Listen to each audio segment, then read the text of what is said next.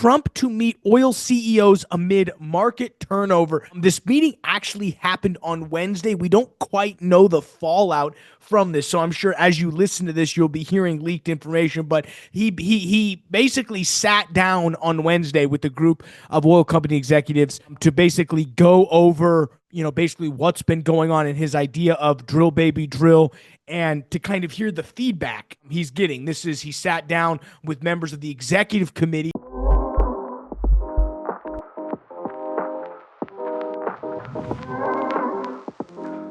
What's going on, everybody? Welcome into the Thursday, March 20th, 2025 edition of the Daily Energy News Beat. Stand up. Here are today's top headlines. First up, Chevron out, black market in, the fallout of U.S. sanctions on Venezuelan oil. Super fascinating deep dive into sort of the art of the black market. Next up, Trump to meet oil CEOs amid market turmoil. I've got some very interesting thoughts on that. Next up, price rally sets the stage for U.S. natural gas boom.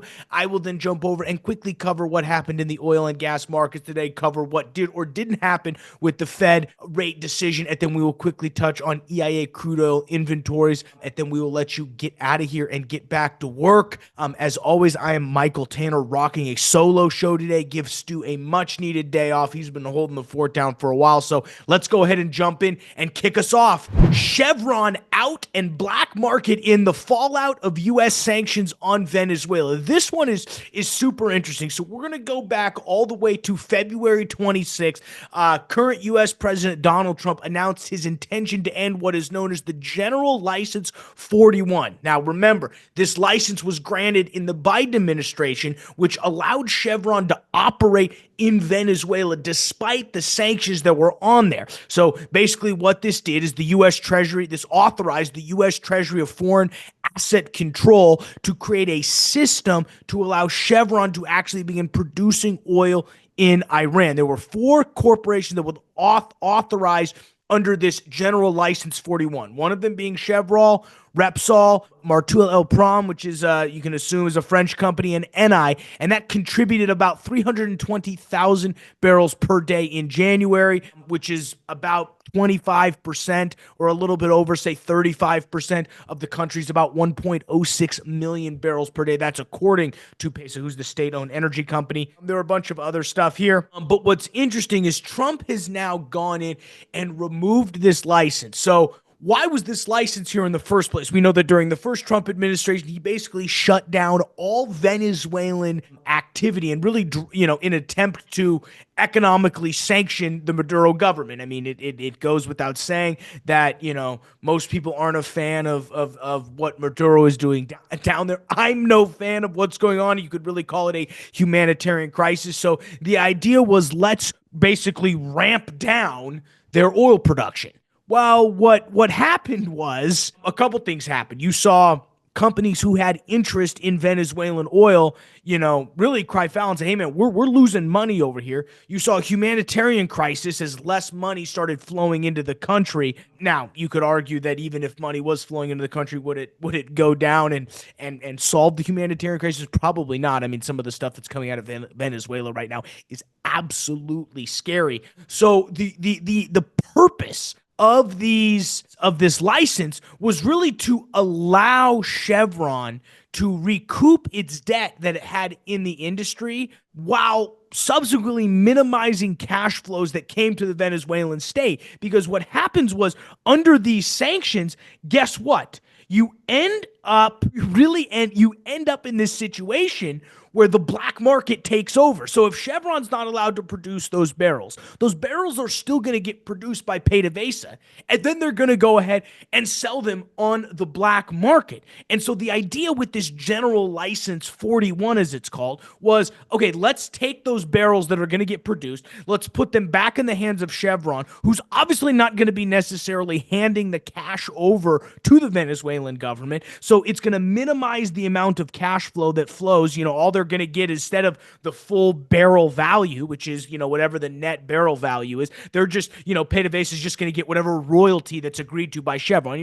They're not going to pay the royalty, but They are going to reduce heavily the amount of cash that's flowing in while allowing Chevron to recoup some of its so-called debt. I'm not of the camp that Chevron needs to worry about its Venezuelan debt, in my opinion, but that was the idea. Keep oil flowing. You can, if you go through Chevron, it gets out of the Venezuelan government's hands. You reduce their net cash flows because, as Stu has talked about tremendously, the dark fleet then takes over and fills the void. Obviously, even with that, those barrels are still going to produce. And so what we saw happen really in 2020 through what we really saw was that there was a huge increase in the amount of dark fleet. We saw oil, Venezuelan oil minister Tarek El Asami, according, I'm going to read straight from the article, flourished under the strictest of sanctions. And in March in 2023, it was leaked to Reuters that PDVSA had $21.2 billion in unpaid bills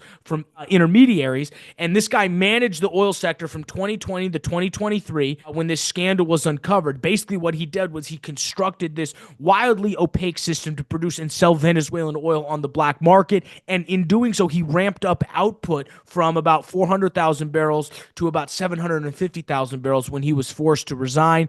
All of these transactions were carried out in cash and crypto, and they were able to divert billions of dollars from what was due to the Venezuelan state relative to hopefully eventually get flown down to its citizens. We know that really wasn't going to happen though, and stayed in this guy's crony hands. The hard part is now this with and so the idea of this, the goal of this general license was to attempt to reduce that, and it eventually did. In March of 2023, he got kicked out. But it's this infamous gray market that happens. We know China has come in and bought a bunch. I'll read straight from the article. PDVSA still exports part of its crude to Malaysia, where it's rebranded and then sent on to China. There's this book written in the book called "On Sanctions in Venezuela." Economists Astrubal Ovarius and Juan, gosh, I'm going to butcher this last name, Juan Palacios, showed that in 2023, the U.S., Spain, and India represent 34% of Venezuelan oil exports, while China and Malaysia took 51.6%. And in 2024, their shares virtually inverted. Okay, so what does that mean? That means that General License 41 is helping, because now instead of it all going on the gray market, it's all going to U.S., Spain, and India, which are the cash flow mainly is going to those companies. So it's going to be interesting. This is. I understand what President Trump is trying to do. I mean, obviously what he's trying to do is cripple the Iranian regime. Now, the question is the sanctions actually the best way to do it? Stu has come on this podcast plenty of times and said sanctions don't work. And so we will really see how this plays out. I'm interested to see how this plays out. And to be honest, I don't know. I see both sides of this. If you had to ask me to stick my neck out for an opinion and say what side do you fall, I actually think that allowing these companies to export their oil, keep it, and reduce the amount of cash flow going into Venezuela is good. Now, the problem is that only going to make the people of Venezuela suffer worse. And really where I come from is what can we do to relieve the suffering going on in Venezuela. So we will be very interested to see how this plays out, and we will be following this tremendously. All right, let's move to Trump to meet oil CEOs amid market turnover. This meeting actually happened on Wednesday. We don't quite know the fallout from this, so I'm sure as you listen to this, you'll be hearing leaked information. But he basically sat down on Wednesday with a group of oil company executives to basically go over basically what's been going on in his idea of drill baby drill, and to kind of hear the feedback he's getting. He sat down with members of the executive committee of the API, which is the American Petroleum Institute, which is basically made up of the CEOs of some of the largest oil and gas companies and refiners in the business. And I think this is going to be a very interesting meeting, okay? Because Trump and his team, Doug Burgum, friend of the show, Chris Wright, has said, hey, we want to drill baby drill. We want to drive oil prices as low as possible in a way to tackle inflation. And the interesting part is oil and gas companies have turned around and said, well, we're not going to drill new wells at these prices because it doesn't make sense. And it's really put oil company CEOs and oil companies who are extremely Trump friendly in an awkward position relative to Trump, because they can't necessarily oblige by that, because they know they can't make any money $50 oil. Scott Sheffield last week came out and basically said that after he went scorched earth and said Exxon didn't buy any inventory with Pioneer, which is kind of unbelievable. I think the interesting part, again, is friend of the show, Chris Wright. Chris Wright understands to his core the profitability of the business because he was running one of the largest oil and gas service providers before he became the Secretary of Energy. And when he said he wants oil prices at 50, it can't be because he wants his former company to thrive. He sold all his stock. He had to. He's not invested in them anymore. He sold, so he doesn't care because as oil prices fall, so do the price of oil field service companies. So I do think it's going to be interesting having him in the room with these oil and gas E&P CEOs that he knows. And and them trying to say, dude, like you were 6 months ago, you were in our position wanting $90 oil because that means we're going to be fracking more. Well, now how the turntables, as Michael Scott would say. So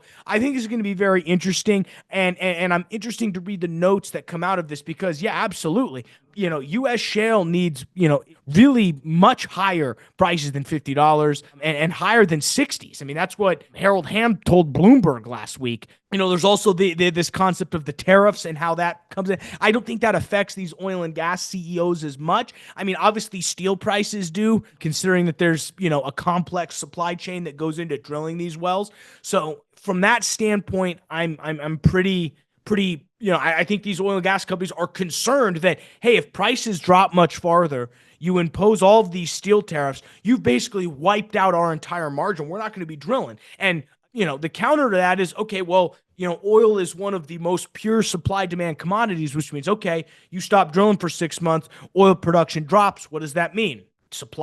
Demand outweighs supply, and you see a price increase. I mean, coming from an economist standpoint, that's exactly how it works. So I think it's going to be interesting to see how this plays out. I would love to be a fly on the wall in this to kind of hear the back and forth that's going on and really get in the mind of Chris Wright, who, again, we love him, but where he's coming from is obviously somebody who's not invested in the oil and gas business because he had to sell all his stock. He's, that's what happens. And conveniently, he got to sell and pay no capital gains tax. So there's you always have to remember that. I learned that last week.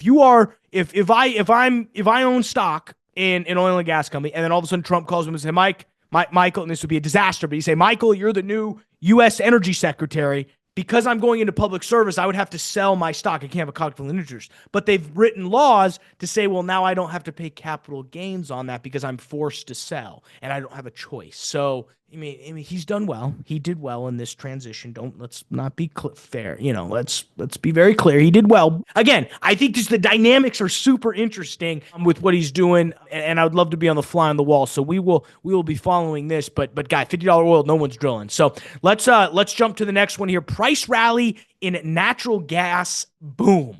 Okay, so basically what this article is talking about, and we're not going to spend much time on it, but really covering basically how Henry Hub has boomed and the fact that the withdrawals from our natural gas stocks are 25% higher than the 5-year average so far, which is in withdrawal season, which, as you guys know, in summer, in the winter, we withdraw gas to, heat our homes. And then in summer, we fill back up. So we are about to switch from withdrawal to build season. The problem is we've withdrawn heck of a lot more than we've needed to, which is interesting. And this article also points out that hedge fund managers have become more increasingly bullish on natural gas as those inventories have dipped. So I think there's something very interesting to point out here on where natural gas is going. I mean, we're about to cover it. It's been consistently above $4 now for the last couple weeks, and we haven't seen that in a hot minute, as the kids would say on the block. So super interesting from that standpoint. I think natural gas is set for a boom. All right, well, let's jump over and cover finance, guys. But before we do that, let's quickly pay the bills. As always, thank you for checking us out here on the world's greatest website, w.energynewsbeat.com, the best place for all your energy and oil and gas news. Stu and the team do a tremendous job keep making sure that website stays up to speed. Everything you need to know to be the tip of the spear when it comes to the energy and the oil and gas business. Go ahead and hit that description below. All the links to the timestamps, links to the articles. I appreciate everybody who has reached out to me over the last couple weeks to say what we're saying. We appreciate everybody who's watching us on YouTube, all the comments we are getting, even the people that say I scream into the mic. I'm working on it, guys. Don't get me wrong. If you are so inclined to support the show, the best way to do it is go subscribe to our Substack. We both have a free and a paid version. That's truly the best way to stay up to speed with everything is go subscribe to our Substack. Stu is dropping a bunch of paid for articles, and we appreciate all of our subscribers there. We also just want to give a quick shout out to Energy Newsbeat sponsor, Reese Energy Consulting. Love those guys over there. If you are an oil and gas company and you're not using if you're a big company, you have internal marketing teams, and that's fine. But if you're a smaller, small to mid-size oil and gas company and you don't have an internal marketing team, you need one. Because you're getting screwed on your oil prices and your gas prices from your first purchasers. They're sleeping it a little bit, okay? They're sleeping it slightly, okay? And so what you need to do is call up Reese Energy Consulting. They're the best oil and gas marketing team on the planet, and they will be able to get you a better price, okay? They will be able to get you a better price. I promise you, you need to work with them. If you're in the process of trying to build an LNG facility, call them, guys. Reese Energy Consulting. If you need training, Reese Energy Training, check them out, guys. Reese Energy Consulting. We love them over there, guys. And as always, the last thing, if you need to become Billy Bob Thornton from Landman, if you are interested in getting into the oil and gas business, becoming a working interest owner, we have all the information. Investinoil.energynewsbeat.com gives you all the info on how to get a little bit of monthly dividend, more save on taxes. It's never too early to start thinking about taxes, and more importantly, become Billy Bob Thornton from Landman. Not Monty, but Billy Bob Thornton, because he's much cooler than that. But let's jump over, guys, quickly, cover markets here. S&P 500 and NASDAQ both up about 1 percentage points. 2 and 10-year yields did drop about 1.6 percentage points on the 2-year yield, 0.8 on the 10-year yields, mainly to do with what we saw with the Fed decision today, which we will cover. Dollar index fairly flat. Bitcoin at 85,000, which down about a percentage point. Crude oil is actually up about a half a percentage point on the day, up to 67.24. Brent oil stayed above 70 at 70.93, but basically flat day over day. Natural gas did wipe about 1.25 percentage points off its index, but it's sitting about $4.19 right now. But overall, both did see a rise as I record this a little bit later tonight on the day. A lot of interesting stuff. Again, the big news is the U.S. Central Bank and the Fed deciding to keep the Fed funds rate at that guidance of 4.25 to 4.5. So no change. I mean, that was expected on the street. I mean, I think that's one of the reasons why I think you saw sort of a modest increase in the S&P 500.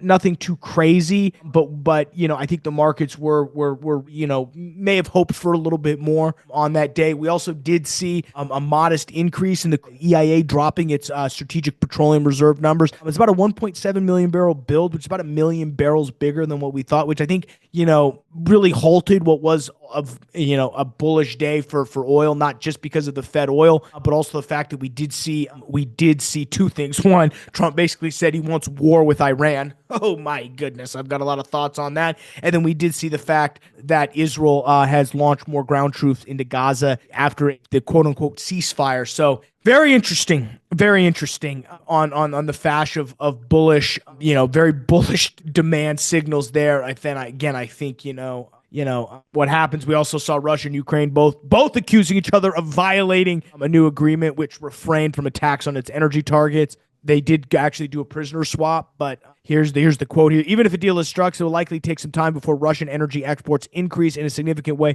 with short-term impact being around the diversion of flows in order to attract better pricing. That's according to Panmure Liberum Annis Ashley Kelty. As we know, Russia is one of the largest energy suppliers, but it's a lot of its black market. So super, super fascinating on the oil side today. That's really all I see. I think kind of it's all quiet on the Western Front from an M&A standpoint. We're hearing a little bit of noise in the future. I think the question really is, I think everybody's kind of waiting and seeing. I think if you were in a M&A process and prices drop below 70, I think you kind of shuttled a little bit. So I think it's going to be very interesting on that standpoint. But we will be following that. So I'm going to go ahead and let you guys get out of here, get back to work on this Thursday. Appreciate you guys checking us out here on the world's greatest energy podcast. For Stuart Turley, I'm Michael Tanner. We will see you on Saturday for the weekly recap. We'll take Sunday off, and we'll be back in the chair Monday. Have a great weekend, folks. See ya.